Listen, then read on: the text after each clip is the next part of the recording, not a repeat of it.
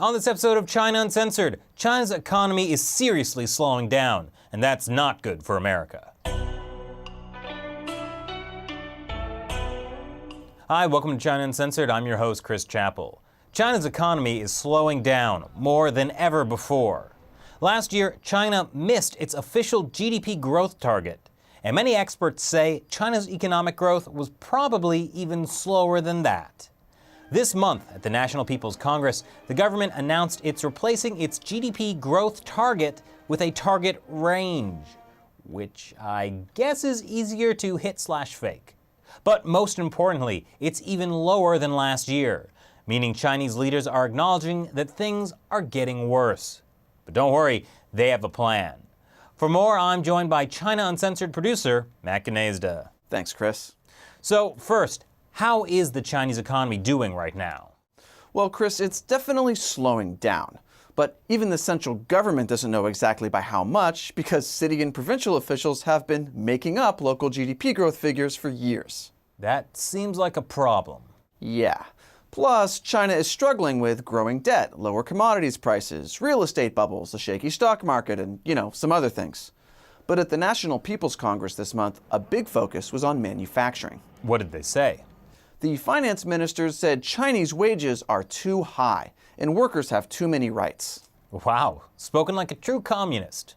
Well, the Chinese government has a valid argument to keep wages low. What's that? The cost of labor in China has been rising so much that a lot of companies are looking to get their stuff made elsewhere. Long term, I'm looking at possibly thinking of production in another third world country. So now Chinese leaders want to boost the economy in the short term by keeping wages down, so China's manufacturing can stay competitive.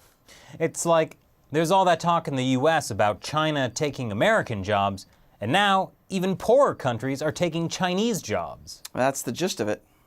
So is China's plan going to work? It might, but it's like a game of Jenga.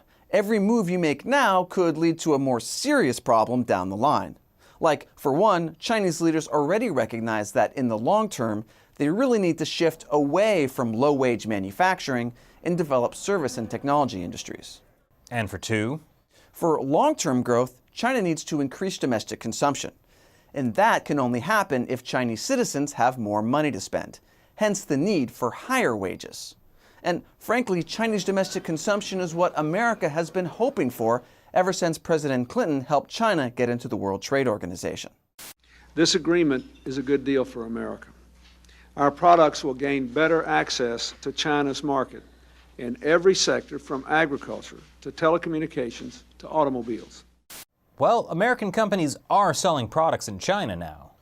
True, but not nearly as much as they'd hoped. Instead of America dominating the Chinese market, China has been dominating the U.S. market, which CNN explains here. We were about equal in 1985, and we have not risen nearly as much in terms of the products that we send to China. Okay, so the plan hasn't worked so far, but eventually Chinese people will have the spending money to buy U.S. products, right? Well, not if Chinese leaders keep workers' wages low. And by the time wages really do go up enough, it may be too late for American companies, because China has spent the last couple decades creating its own versions of U.S. products, so it doesn't have to buy so much from America. Like how the Chinese government banned Microsoft Windows 8 and replaced it with a homegrown knockoff, Neo Kailin. Or how the Chinese government banned its agencies from buying iPhones and instead encouraged them to buy homegrown phones like the obvious knockoff Xiaomi. Or how the Chinese military copied the design of the Hummer and created their own Eastern Wind vehicle. It's like there's a pattern here. There might be. And the key is that with China's economic slowdown, the market for U.S. products there may not get as big as U.S. companies hope. So the promise of the U.S. economy benefiting from helping China grow is looking more and more like this. I just don't understand why we're not getting any closer. Thanks, Matt. And for an in-depth look at how China's manufacturing slowdown has affected Chinese workers, watch this video from our friends at the Financial Times. Some Chinese firms are resorting to the unthinkable, importing workers. So what do you think about China's economic slowdown? Leave your comments below. Once again, I'm Chris Chappell. See you next time. The point is, men in China also care about International Women's Day. Wait, what was that last image?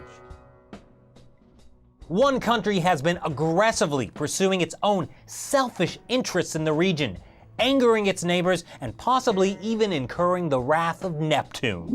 And that country is Japan. What? You expected me to say China?